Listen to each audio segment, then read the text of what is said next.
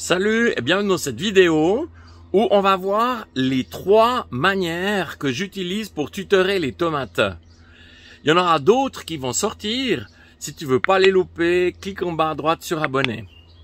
Alors, c'est parti. Donc, on va voir 3 manières de tutorer ces tomates et on va voir aussi pourquoi les tutorer.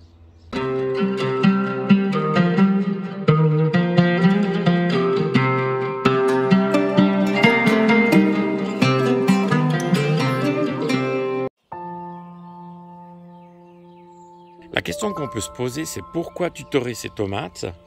Alors regarde, si tu le fais pas, eh ben tu as de fortes chances que le plant se plie, ou alors, pire encore, qu'il se casse.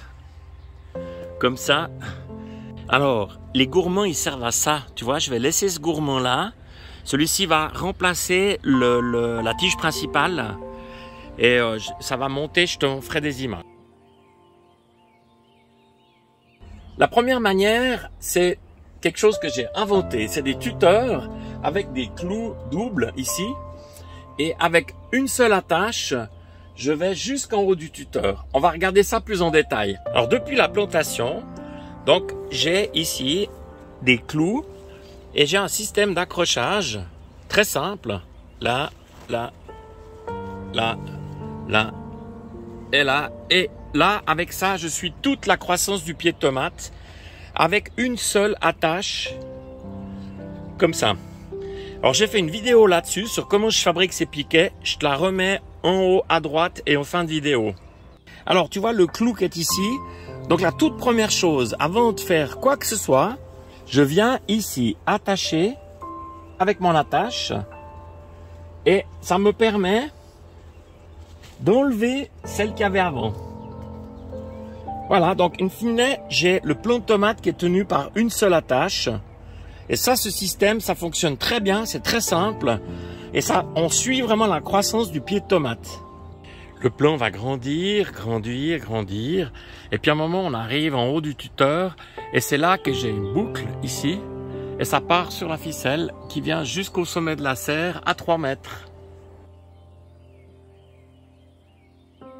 Alors à l'extérieur, j'ai fait des tipis. Donc ça, c'est gratuit, c'est du noisetier. Et puis là, ici, donc j'ai mes tomates et on va voir comment je les tuteur. Alors, ficelle de chanvre, je prends un petit bout, tac, ici. Et là, je viens faire un nœud double contre mon tipi. Comme ça. Tu vois bien? Comme ça.